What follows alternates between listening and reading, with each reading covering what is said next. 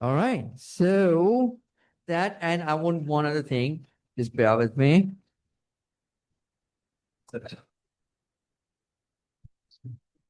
Here we go. So carbon dioxide. Okay. First of all, I see that we drew carbon dioxide Lewis structure the other day. Okay. If you don't believe me, okay, don't believe me. No, yeah, you should believe me. Here you go. We did that. Okay. So anyway, I'm going to redraw it because there's some ambiguity. So carbon brings us 4 electrons, CO2. And then oxygen brings us 6. We have 2 of them. Therefore, 2 times 6 is 12. 12 plus 4 is 16. That means 8 electron pairs. Carbon is in the center because it has a higher bonding capacity. To that, we have 2 oxygens bonded. This is our skeleton. And then I'm going to distribute my other 6 electron pairs, starting with the outer atoms. So I'm going to do 1, 2, 3, 4, 5, 6, 7, 8. Now my oxygens have octets, but carbon doesn't. Therefore, what I'm going to do, I'm going to delocalize because that is sharing. Sharing is caring. So if we do that, we're going to get double bonded oxygen to carbon, and then each oxygen should have 2 lone pairs left, like this. So this should be my Lewis structure of carbon dioxide, starting from the scratch. Okay. Now the idea of electron domains is this. Let me write that out. Electron domains. Okay. Here are the examples of electron domains. A lone pair is an electron domain. A single bond is an electron domain. A double bond is an electron domain. Or a triple bond is an electron domain. There are quadruple bonds as well. Okay. If we had a quadruple bond, that would be an electron domain as well. Okay. So idea is this. If you look at carbon dioxide, the central atom is carbon. You see 2 double bonds around it. This is an electron domain. This is an electron domain. Therefore, we have 2 electron domains around the central atom of carbon dioxide. That's how we determine the number of electron domains. All right. What questions, concerns, comments do we have at this moment? Anything? Anything that is not sticking? Isaac, anything? No? Any questions, concerns, comments? Okay. So here's what I'm going to do. We're going to have a large activity now with multiple molecules that you will be drawing Lewis structures for and determining the number of electron domains. Let's see. And then after that, we will revisit this question, the first question that I opened today, okay? So let's start with this. Just the electron domains. Can you determine the number of electron domains in these molecules? Okay. To do this, first you have to draw the Lewis structure. Go ahead. You can talk with your neighbors about chemistry, of course.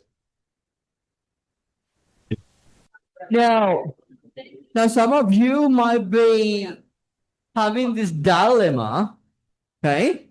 So you can violate the common bonding pattern to satisfy the octet rule, okay? So the common bonding pattern is not that important compared to the octet rule when it comes to Lewis structures, okay? So Lewis structures, the octet is the holy grail. We want 8 electrons around all of the elements. That's the holy grail, okay? But to do that, if you have to violate the common bonding pattern, go for it. Okay? Only if you really have to. Don't be a rebel without a cause, okay? You only violate them if you really, really have to. If you must, only. All the Lewis structures, okay? So for some of them, I'm going to use the shortcut, okay? I'm going to cut corners. But at least for one of them, I would actually do it from the scratch. And then, there's a reason for that. You will see why that is the case in a minute. So CO2, I already drew that before. Okay, so we have carbon in the middle. We have double bonded oxygen. And this is like the 3rd time I'm drawing this, right? Okay, this should be the Lewis structure of CO2. We have 1, 2 electron domains around the central atom.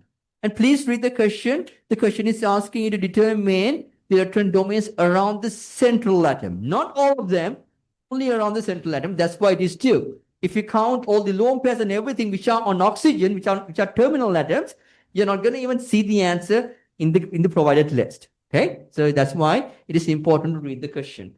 And then I believe we had CH2O. And for that, I would draw something like this. We have carbon double bonded to oxygen. And then we have 2 hydrogens bonded to carbon. And this should do it. And then we have the problematic one, right? SO2. Okay. So for this, I would not cut corners. Okay. So there's a reason for that. So if you try to do that, I mean, you're going to waste a lot of time instead of, saving time. Okay. So I've already seen it, and you might have already noticed that too. Okay. You're running around, trying to find the correct structure for this. So without doing that, let's count the electrons. We have 6 electrons coming from sulfur and 6 from oxygen, but you have 2 of them. Therefore, we get 12. And altogether, we have 18 electrons, meaning 9 electron pairs. That's the first thing I do. I count the number of valence electrons, number 1. Number 2, I draw the skeleton of the molecule. In the skeleton, I have sulfur in the middle, even though they have the same bonding capacity. Sulfur is bigger, therefore that goes in the center. To that, I have 2 oxygens bonded. So this is my skeleton, number 2. Okay?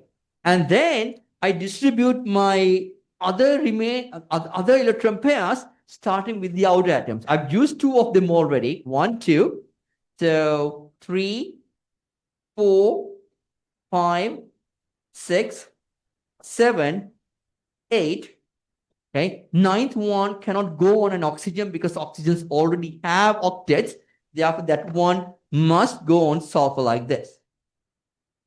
Okay. Now, at this stage, this is the 3rd step, distributing the electron pairs. Okay. At this stage, if I count the electrons, I see I have octets on both my oxygens.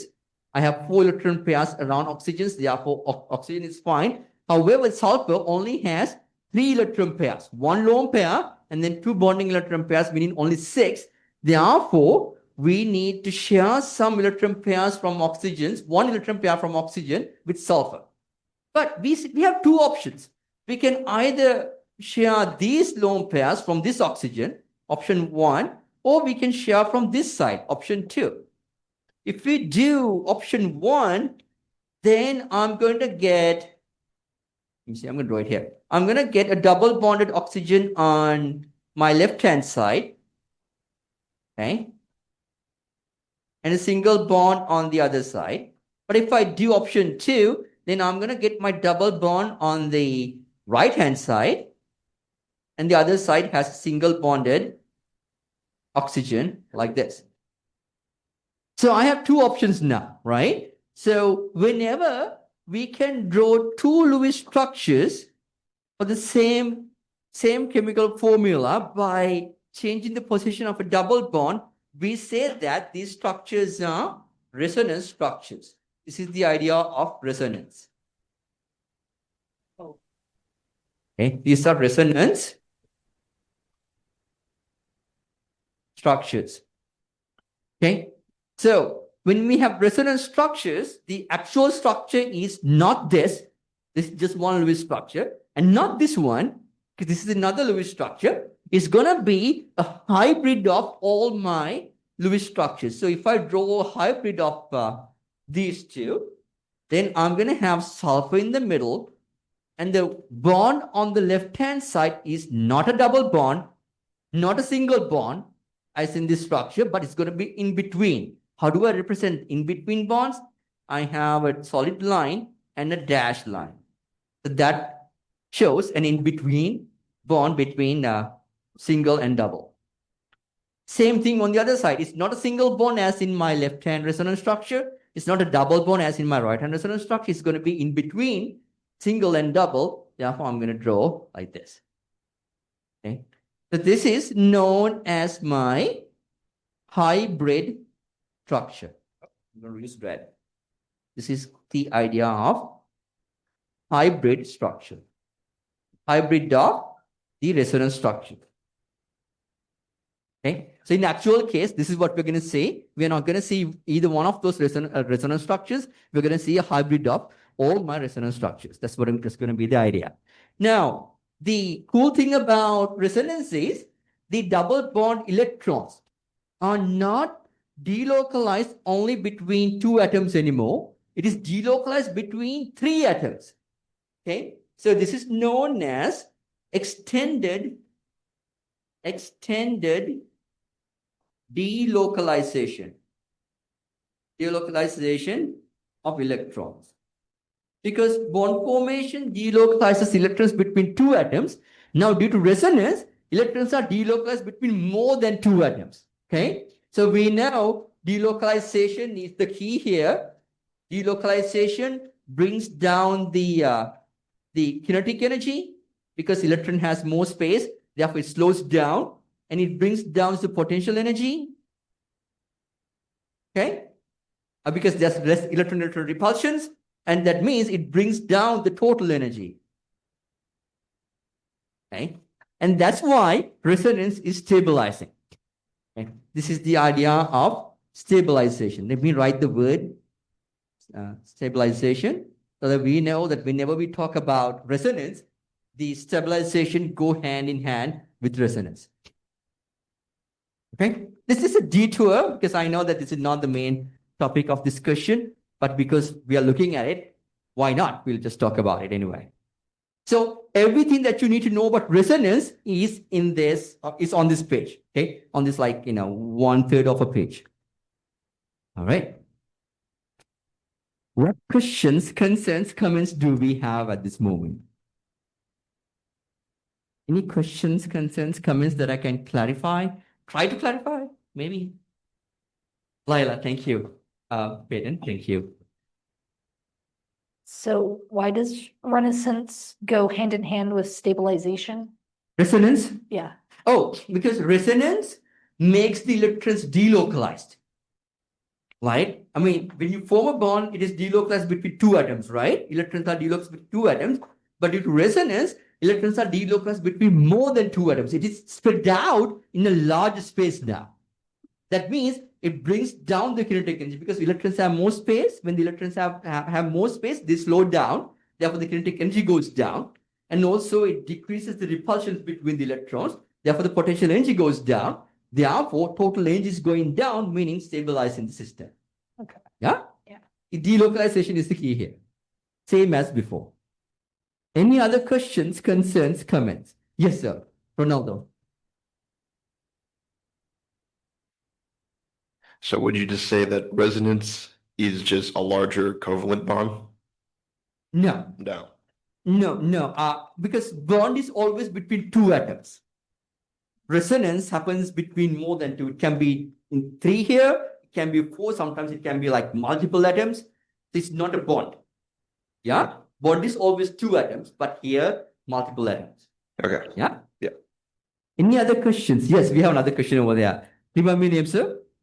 Tyler. Tyler, go ahead. So why is sulfur allowed to have more than two bonds here? Because I mean, it technically is three, technically is four, technically is two, but normally it only is two. So why is it allowed to break that? Oh, so to your question, if I repeat your question, why does sulfur have more than two bonds? Yeah.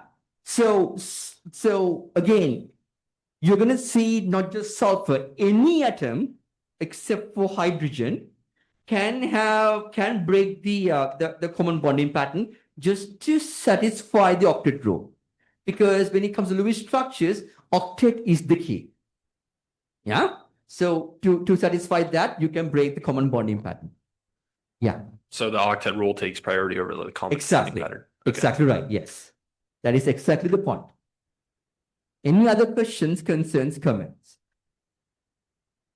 Great questions. I love those. Wonderful. Okay. So, by the way, again, that was a detour. One more time, if you take any one of these, oh, by the way, I want you to notice in my hybrid structure, I did not draw lone pairs. That is not by accident or mistake. In hybrid structure, you do not draw lone pairs. Okay. So just to let you know. Okay. Anyway, now the electron domain. So if you take any Lewis structure, you see that we have 1, 2, 3 electron domains around the central atom. Therefore, it should be 3. The number of electron domains should be 3 for SO2. Okay, and that brings us to, I believe, CCl2F2. If I draw that, I can draw like this. Okay, my mind goes somewhere else, but it's okay. Chlorine, chlorine, chlorine, chlorine. Don't forget the lone pairs on the chlorines and the chlorines, just to be on the tips, just to make sure that we have the correct Lewis structure. By the way, I'm going to draw another structure for the same thing. This is not. I'm going to draw something else, and then I'll talk about it later. Okay, so it goes like this. That's why I was kind of hesitant to, hesitating before. So chlorine, chlorine, chlorine, chlorine. I know that you might have questions about this. I promise I'm going to talk about it in about 10 minutes. Okay, so I drew it because otherwise I feel like, I might forget, and then, it's going to slip my mind. All right. Anyway, these are the same structures. These are still single bonds. Okay. I'll mention briefly, when you have a wedge like this, when you have a triangle like this, that means that bond is coming at you from the plane. And when you have a dashed line like this, for a bond, that means that bond is going away from you into the plane.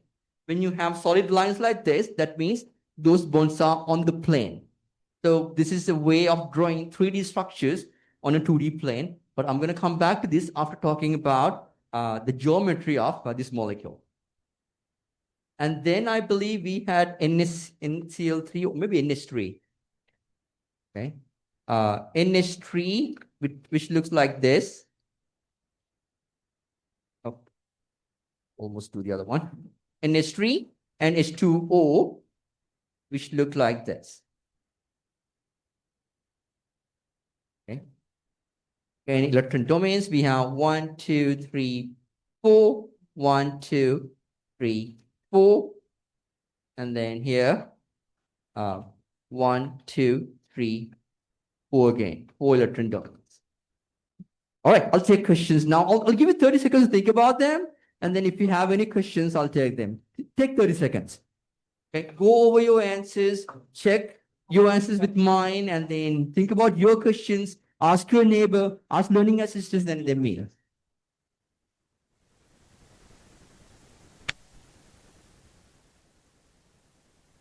All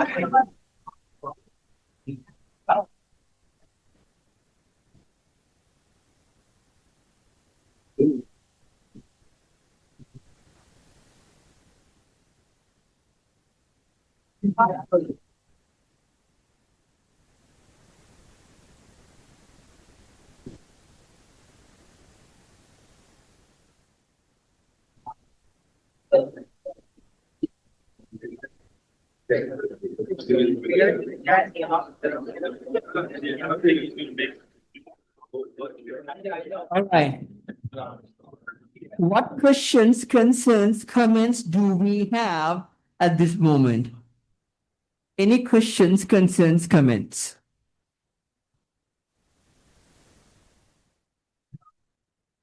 Anything? Lila, are we doing okay? Yeah? Okay, okay. All right. So, if that is the case, let's do this. Now, we are going to use a simulation. All right. And this is going to be available. This is already available to you as well. Okay. So, carbon dioxide. Okay. Here's carbon dioxide.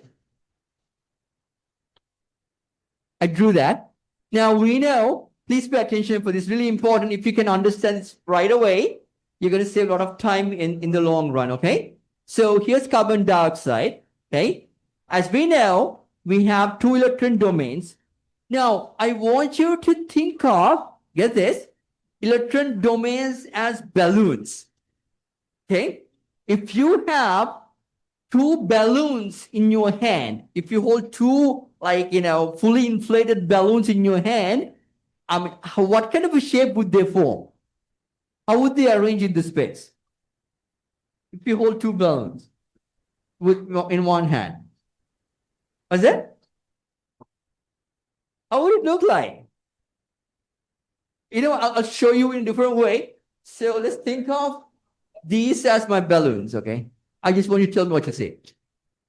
Okay, this is a hand holding two balloons. What kind of a shape do you see? Thank you. It looks like a line, right? It's called linear. Okay, this geometry or this shape is called linear. So here's what we're going to do. We're going to make a table. Okay, in our table, let's do this together, okay? We are going to have the number of electron domains on one column. Okay. So on the other column, we are going to have, let's say, I'm gonna switch things up. I did this a little bit differently before. I'm going to say number of lone pairs.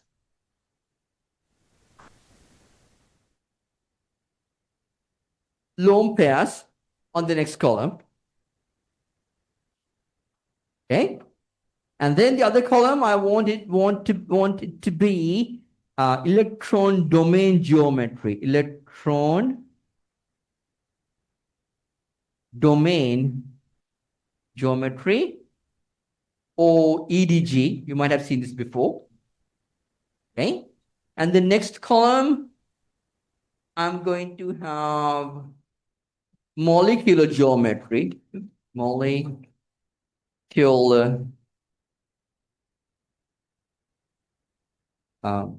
geometry, or MG. And the last column, I want it to be bond angle.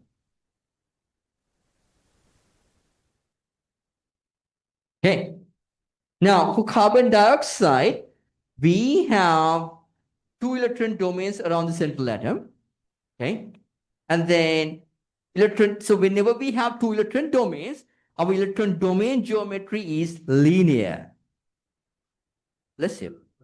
Linear. Okay. Now, this is it. This is all we can say so far. Whenever we have two electron domains, electron domain geometry is linear. Now, let's take a look at carbon dioxide one more time. Okay. Here's carbon dioxide. Okay. So now, when it comes to the molecular geometry, we think about the atoms arrangement in the space. We don't think about the lone pairs or anything like that, but we don't have any lone pairs to begin with, right? So we know electron domain geometry is linear. What about the molecular shape, molecular geometry? What do you see? What's the shape you're seeing there for the molecule? It's linear as well, right? So therefore, okay, you can click on this if you see linear.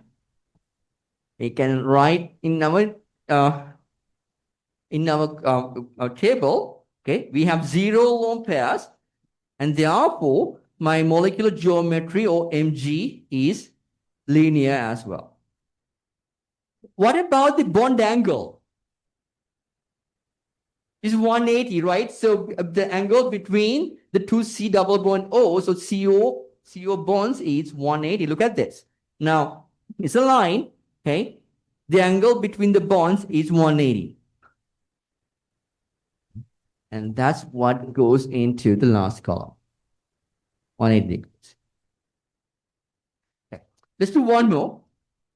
CH2O. Okay. Where we had 1, 2, 3 electron domains, and all of them are bonding because there are no lone pairs. So there are no lone pairs around the central atom. Therefore, all of these electron domains are bonding electron domains. Okay. So we have 3 electron domains. Okay. If you have 3 electron domains, what do you think? If you hold 3 balloons in your hand, together by their knots, okay, what kind of a shape would they form? It's sort of form a triangle. I heard that triangle, right? Not only that, it's gonna be on the same plane as well. Let me show you what I mean. I'm gonna get rid of the bonds for the sake of illustration. So imagine this as three balloons, okay? So if you hold three balloons like this, they are gonna form a triangle, and this triangle is on a plane. So therefore, the electron domain geometry or electron pair geometry is known as trigonal planar. Trigonal because it's triangular shape, and planar because it's on a plane. Okay? So whenever we have three electron domains, the electron domain geometry is trigonal planar. Okay?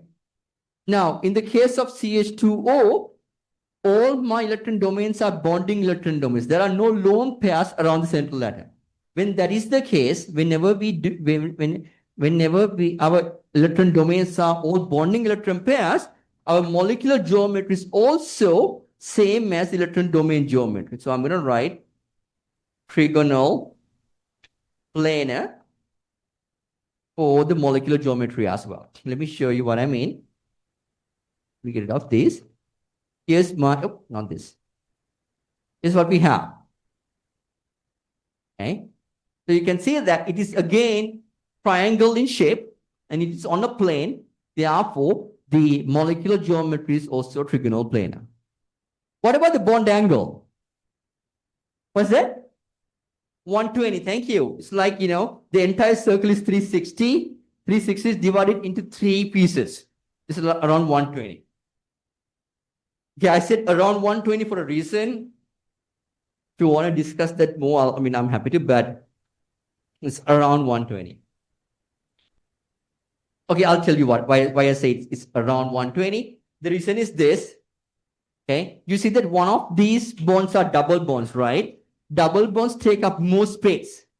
As a result of that, the bond angle between the double bond and the single bond will be a little bit larger than 120, while the angle between the two single bonds will be a little bit less than 120. That's why I said it's around 120. Okay, but if you just say it's 120, I won't die. I'll live with it. Okay. All right. So that is three electron domains. I'm not done with three, by the way. Okay. So let's think about SO2. This guy. We had three electron domains. Okay. But one of them is a lone pair. Now let's see how things are going to change. We have three electron domains. Therefore, the electron domain geometry is still trigonal planar. Okay. But one of them is a lone pair. When one of them is a lone pair, let's see how the atoms are going to arrange. I'm going to get rid of this and this and this and this. Okay. So now, so when it comes to molecular geometry, we look at how the atoms are arranged, right? So atoms are not arranged in a line anymore. What is this shape? Anybody? What kind of a shape do you see? It's not linear. It's not a line anymore. What is it? It's bent, right? So, it's already ready. Anyway, yeah, I should have unclicked that. All right. So this geometry is known as bent. Okay. And the bond angle is still related to 120. But know this, the lone pairs, please, this is important, okay? The lone pairs tend to take up more space than the bonding electron pairs. Because we have a lone pair here, lone pair is going to pinch the bond angle a little bit. As a result of that, our bond angle would be a little bit less than 120. Okay, so I'm going to say a little bit less than 120. Or about 120, sometimes you will see both. All right, that is three. We're done with three now. Let's move on to fours. Okay, like this guy over here. So whenever we have four electron domains, oops.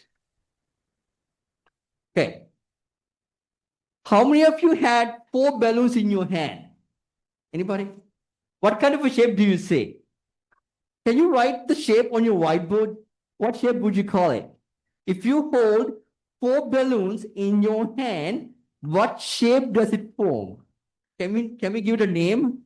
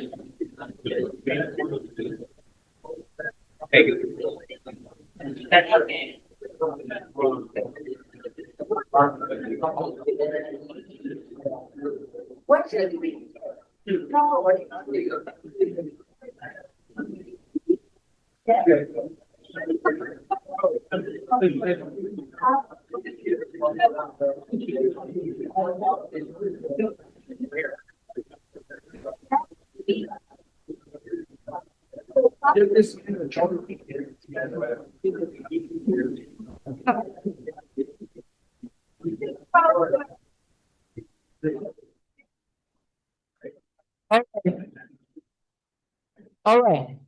What did you say? What kind of a shape does it form? It's like a pyramid. Okay, I do not disagree with that. I like that. Okay, now let me show you what I mean. Now, if you say square, now when you go home today, you need to hold 4 balloons in your hand. Okay, just to see if it's gonna form a square or not. Chances are it's not gonna form a square. Okay, so let me do this. Let's see them as balloons. Okay, so if you have 4 balloons together like this, okay, it's not gonna be in a square at all. Okay, it's gonna be in a shape like this. Okay. So this shape, I mean, I heard from Isaac, it looks like a pyramid. I mean, I see that. Okay, but this shape is known as tetrahedral shape. Okay. Now, why do we have this shape? Why can't we have them in a square? So if you think about a square, okay, if you arrange things in a square like this, the bond angle would be 90 degrees, right?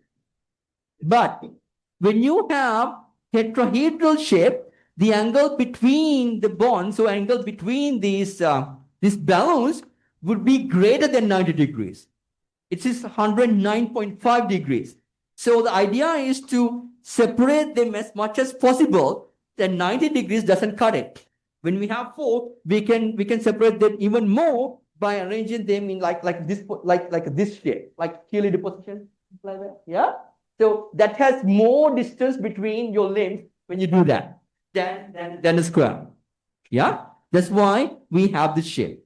Now, as you can see, this shape, let's write this down first and then let's talk about the molecular geometry. So let's call it tetrahedral. Electron domain geometry is tetrahedral. And because there are no lone pairs, 0 lone pairs, our molecular geometry is also tetrahedral. Okay, let me show you. So all of my electron domains are bonding, no lone pair, so it's going to look like this. Okay, so molecular geometry is also tetrahedral. Now you see that this is not a 2D structure, right? We cannot draw this in a plane. So instead, what we do is this. So let's say that we're gonna arrange 2 bonds on this plane. Okay, so we're gonna draw like carbon, and then fluorine, and here's the other fluorine.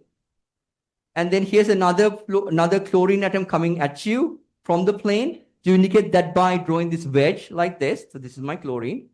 And there's another chlorine going into the plane.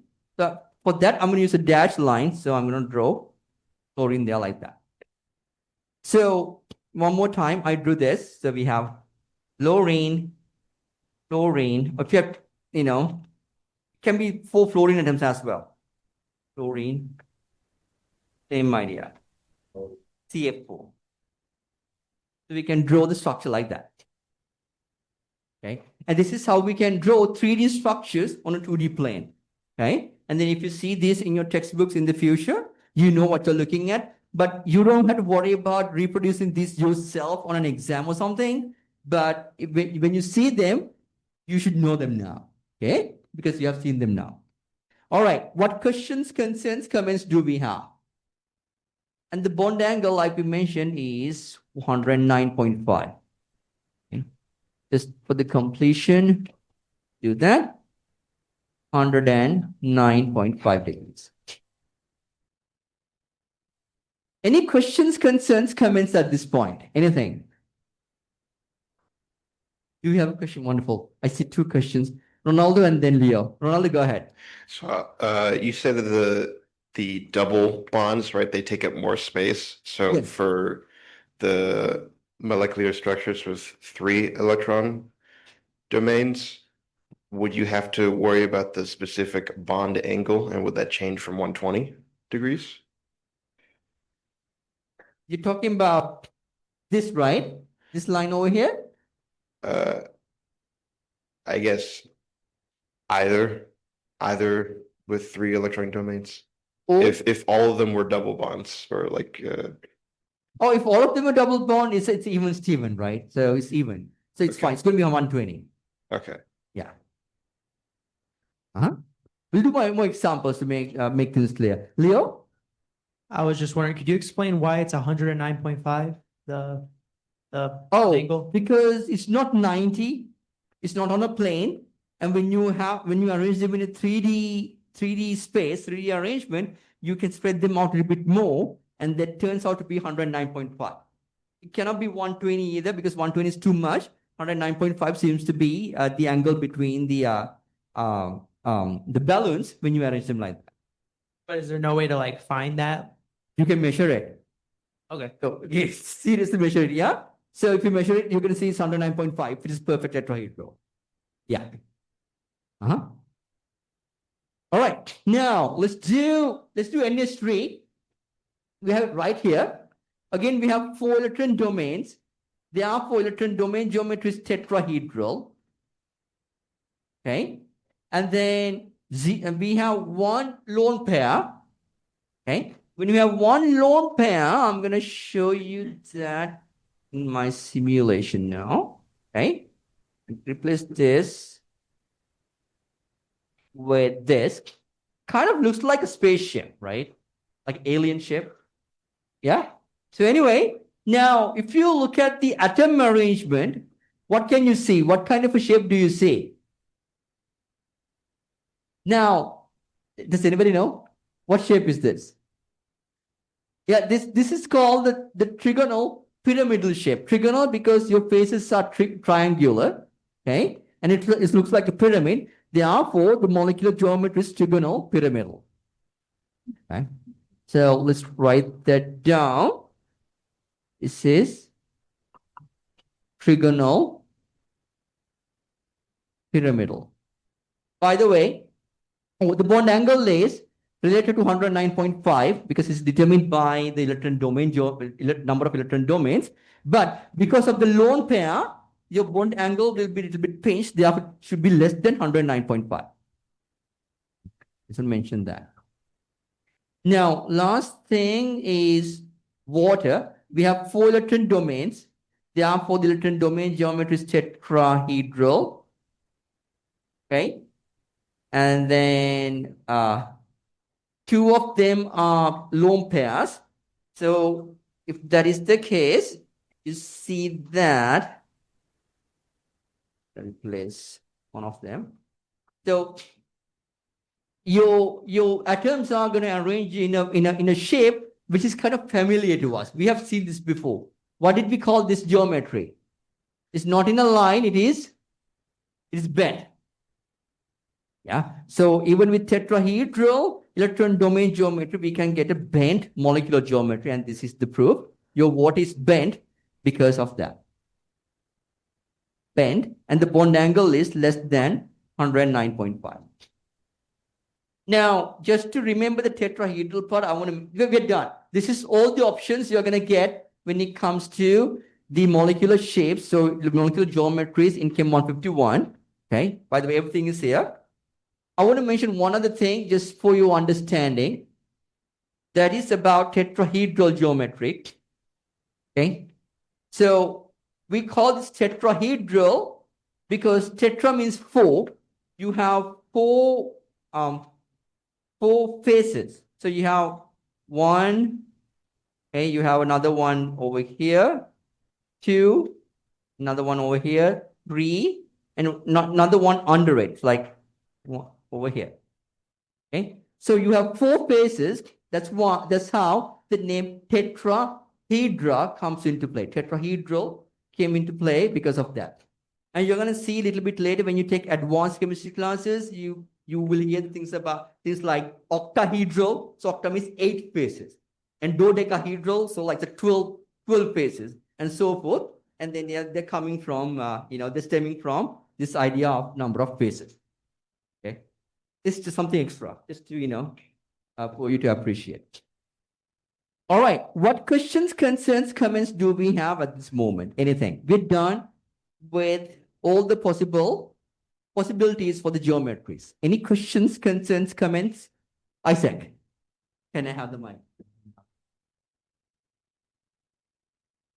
Yeah, so I just wanted to clarify on the difference between electron domain geometry and molecular geometry. Yeah. Yeah, like what makes them different? Why can it be trigonal, planar, and bent at the same time? Or Trigonal, planar, and yeah, like what exactly is the difference? What's the difference between electron domain geometry and molecular electron geometry? domain geometry accounts for all the electron domains, how the electron domains arrange in this way. And the molecular geometry is concerned with the atom arrangement in this way, this space. Yeah. So if you think about the third entry, 3 electron domains with 1 lone pair. Electron domains, because we have 3, there are no other options, has to be in trigonal planar geometry.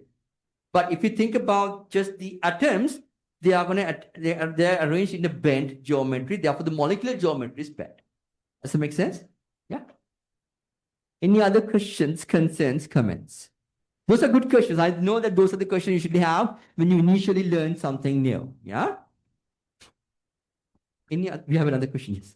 Alexis, right? Yes. Alexis, take the mic. Could you just redefine what like the bent molecular geometry is? Oh, it's just not straight. Oh, Bent. okay. That's Okay. it. Oh, okay. Thank Yeah. you. That also because of trigonal on the other ones other than the two. Can you repeat one more time? Wouldn't it also be for the? Oh, yeah. You can have bent geometry with trigonal plane electron domains and tetrahedral electron domains. Yeah, same thing. But angles are different there. The trigonal plane is 120, less than 120. It's larger. But with tetrahedral bend, it's going to be a little bit smaller. It's going to be more acute. Yeah?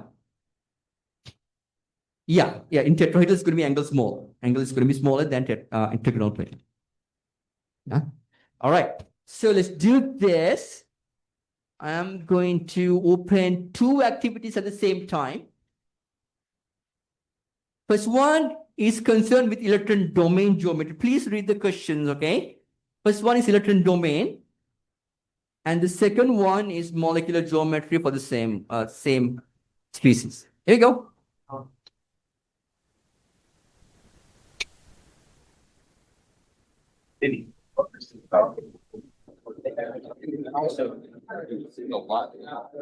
right, so I think there should be enough time.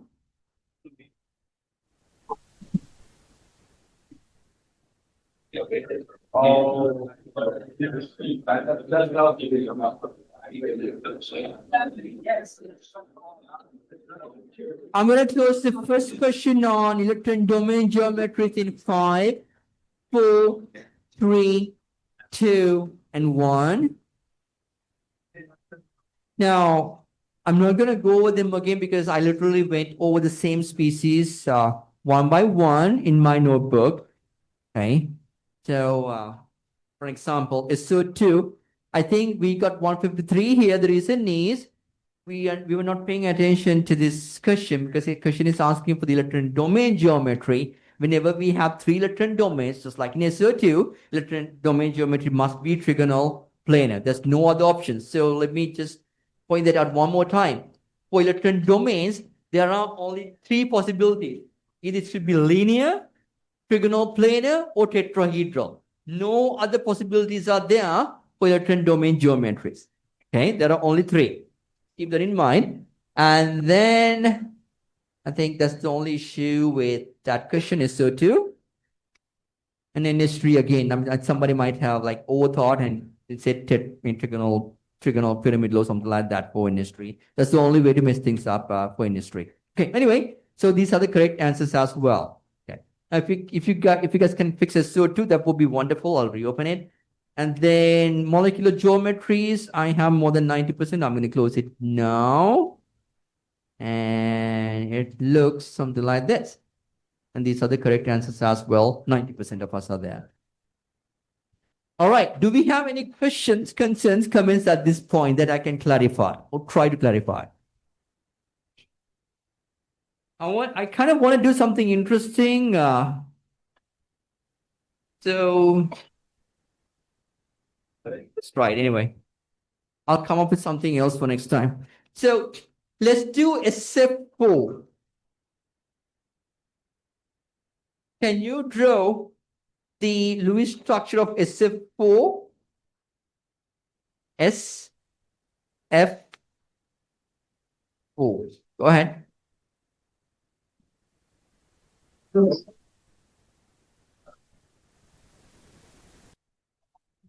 SF4. Okay. So sulfur has 6 valence electrons. Fluorine has 7. We have 4 of them. 4 times 7 is 28. Altogether, we have 34 electrons. That means 17 electron pairs. First step, counting the valence electrons. Then the skeleton. Sulfur has a higher bonding capacity, so that goes in the middle. To that, we have a fluorine, and 2 other fluorines bonded like this. Okay. Now I'm going to distribute my remaining 13 electron pairs starting with the fluorine atoms, not the sulfur. Okay. Outer atoms get the priority. Now we have 1, 2, 3, 4, 5, 6, 7, 8, 9, 10, 11, 12, 13, 14, 15, 16, and the 17th must go on sulfur. Okay. Why? Fluorine, it already has the octet. Therefore, the other remaining pair must be going on sulfur. And also, the thing about sulfur is not one of those elements that strictly adhere to the octet group, right? Like it's not in carbon, nitrogen, oxygen, or fluorine. They only have the second period. They have no other options but to have only 8 electrons in the valence shell. Sulfur, because it's in the third shell, the third period, they have access to more shells. Therefore, it can violate the octet rule if they really have to, only if they have to. Okay. So in this case, sulfur must violate the octet rule, so it is fine. They have to, and then that's why this structure is valid. Okay. Now, if I draw this structure in my simulation, let me see simulator. Here we go. It's gonna look something like this. This reminds me of what? Yeah, it looks like a seesaw. This molecular geometry is known as seesaw molecular geometry. And the electron domain geometry is trigonal bipyramidal. Because you have I mean I can draw it, but anyway, you have a triangle over here, and then you have 2 pyramids on either side, like one on this side and one on this side. So that's why it is called trigonal bipyramidal. Just for fun. By the way, you will not see weird ones like this. For our class, for Chem 151, we will be sticking with these these molecular geometries only. Okay, you will not see anything other than these guys, so I can guarantee that. That was just for fun. All right. What questions, concerns, comments do we have? Anything? Any questions, concerns? Do you have a question? Do we have? Right. Oh, boy. Tyler. So since sulfur is able to break the octet rule, what if that lone pair was a bond instead of a lone pair? Would it still be a seesaw structure or would it be different because like the size difference? Can you repeat one more? What if the lone pair was? If the lone pair was a bond, Oh, so it had 5 bonds. If the lone pair was, so, okay, one more time. The question is, if that lone pair was a bond, it is not seesaw anymore. Okay? Let me show you. So that means we don't, so in our table, we have zero lone pairs. You see that whenever we have zero lone pairs around the central atom, our molecular geometry was same as the electron domain geometry. Let me show you what I mean. Okay. So if I replace this with, oh, not two of them. Okay. This is going to look like that. So both electron domain and the molecular geometry are trigonal bipyramidal. Tyler? Yeah. Any other questions, concerns, comments? By the way, so you get to play with things like this in inorganic chemistry classes. Like if you take advanced inorganic chemistry, you will do a lot of things like that, like octahedral, dodecahedral, and stuff like that. But for now, we can safely assume that we just need to stick with this. Okay. Now with that, I think it's almost time. So here's the attendance code. So when we come back on Thursday, we will do some weird Lewis structures, a little bit more Lewis structures, and we will move on to Unit 2, Module 4, polarity. We'll talk about molecular polarity.